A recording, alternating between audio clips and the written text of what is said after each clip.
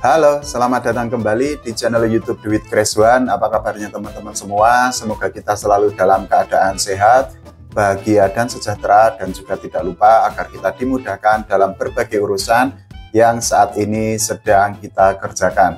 Oke, hari ini di konten kali ini saya akan membahas tentang badai PHK massal atau layoff massal yang masih menghantui atau masih terjadi terhadap para karyawan atau pekerja di berbagai sektor industri yang ada di Indonesia. Jadi saat ini badai PHK massal itu masih menjadi ancaman yang sangat besar di tengah kondisi ekonomi Indonesia atau perekonomian Indonesia yang dianggap oleh banyak pihak, oleh pakar ekonomi, oleh sivitas akademika, oleh para pelaku usaha sedang mengalami turbulensi atau sedang berada dalam kondisi yang tidak baik-baik saja. Bahkan ini ada hal yang cukup miris, cukup menyesakkan karena badai PHK massal itu tidak hanya mengancam atau tidak hanya terjadi di industri swasta, tapi juga di badan usaha milik negara atau BUMN. Jadi yang paling baru itu sudah ada PT Primisima yang melakukan PHK massal terhadap karyawan-karyawannya. Nah, hal itu sudah dikonfirmasi atau sudah dibenarkan oleh Direktur Utama PT Primisima, yaitu Usman Syah pada tanggal 21 Oktober 2024 kemarin. Jadi Usman Syah mengakui bahwa PT Primisima itu sudah melakukan PHK massal terhadap karyawan-karyawannya, dan saat ini PT Primisima itu hanya menyisakan 3 pekerja saja atau 3 orang yang terdiri dari 2 orang direksi dan 1 komisaris. Meskipun demikian, belum diketahui berapa jumlah karyawan atau pekerja PT Primisima yang mengalami PHK massal.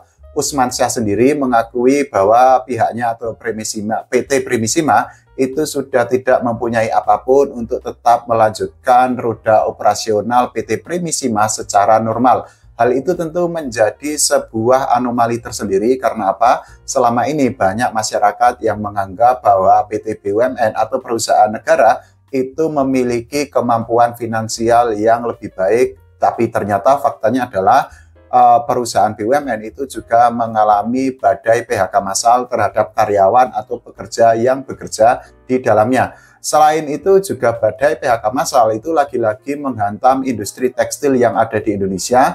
Yang paling baru ada salah satu pabrik tekstil yang ada di Bandung yang melakukan PHK massal terhadap karyawan-karyawannya. Jadi kemarin dari teman-teman bisa untuk membacanya di berbagai berita atau di berbagai sumber resmi bahwa salah satu pabrik yang ada di Bandung itu sudah melakukan layoff massal terhadap karyawannya dengan alasan tentu saja pabrik tersebut itu sedang mengalami guncangan dari sisi operasional. Nah, hal itu sudah dikonfirmasi secara resmi oleh Presiden Konfederasi Serikat Pekerja Indonesia atau KSPN, yaitu Ristiadi. Jadi menurut Ristiadi, pabrik yang ada di Bandung itu melakukan PHK massal terhadap ratusan karyawannya. Menurut Ristiadi, pada awalnya pabrik yang ada di Bandung itu, pabrik tekstil itu, mempekerjakan ribuan karyawan. Tapi ternyata ada gejolak yang terjadi di internal pabrik asal Bandung tersebut, sehingga manajemen akhirnya menurut Ristiadi itu melakukan PHK massal secara bertahap. Dan kemarin mereka akhirnya kembali melakukan layoff massal kepada karyawan-karyawan yang sudah bekerja di dalamnya. Nah, menurut KSPN sendiri bahwa badai PHK massal yang terjadi di industri tekstil itu memang sangat masif sejak awal tahun 2024. Jadi menurut data atau menurut rincian dari KSPN sendiri bahwa sudah ada 15.500-an karyawan yang bekerja di pabrik tekstil atau pabrik garmen yang terkena PHK massal atau layoff massal sejak awal tahun 2024 sampai saat ini. Situasinya diprediksi akan lebih buruk karena apa? Karena KSPN itu menyebut atau memprediksi bahwa gelombang PHK massal itu masih akan terus terjadi hingga akhir tahun 2024 nanti.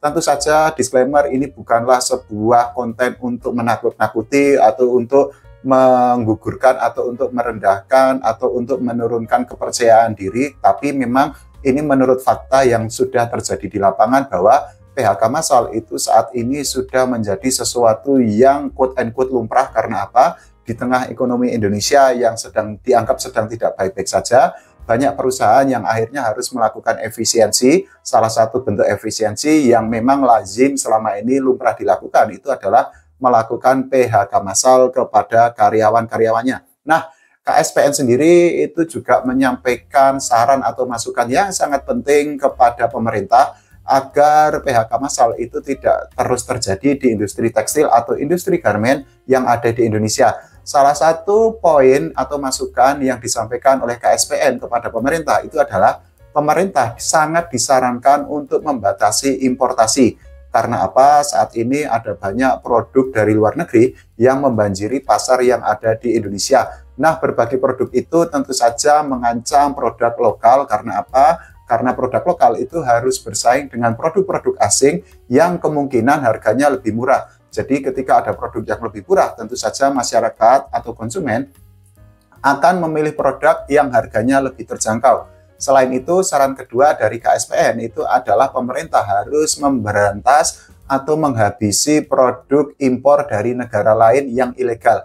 Karena apa? Ini juga sudah bukan rahasia lagi karena saat ini sangat banyak produk ilegal dari negara lain yang membanjiri atau masuk ke Indonesia. Tentu saja hal itu sangat merugikan para pelaku usaha lokal karena apa? Lagi-lagi mereka harus bersaing di satu sisi, mereka harus bersaing di sisi lain, mereka tetap harus membayar berbagai hal yang sudah sesuai dengan peraturan perundang-undangan. Sedangkan kalau produk ilegal itu tentu tidak membayar pajak atau cukai kepada negara atau kepada pemerintah.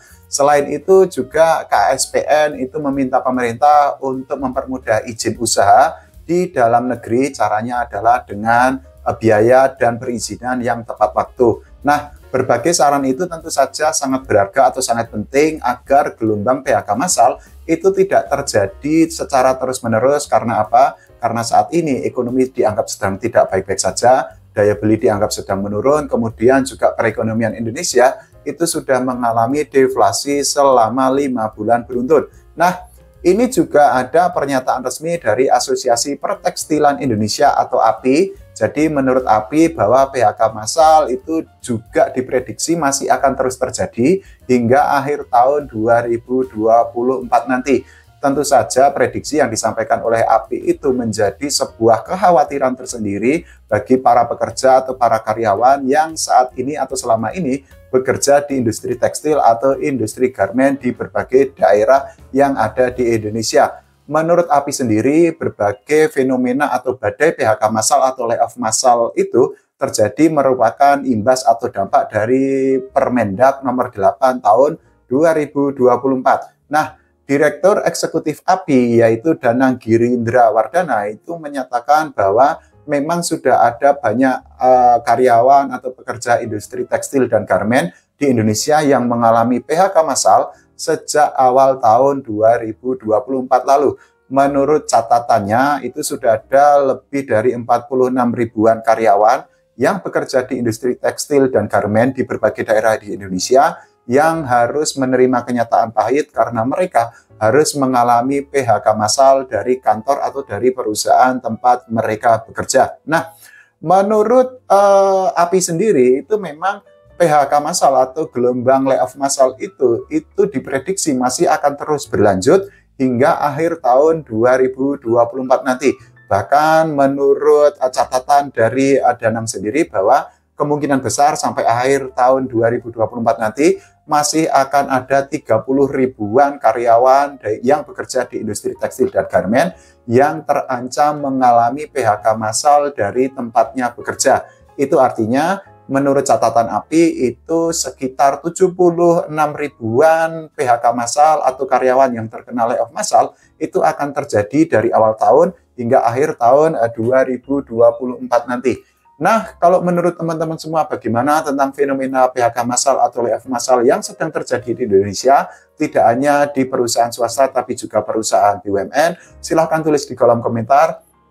Kita berdoa agar kita selalu berada dalam kondisi sehat, bahagia, dan sejahtera. Dan juga tidak lupa agar kita dimudahkan dalam berbagai urusan yang saat ini sedang kita kerjakan. Terima kasih, sampai jumpa.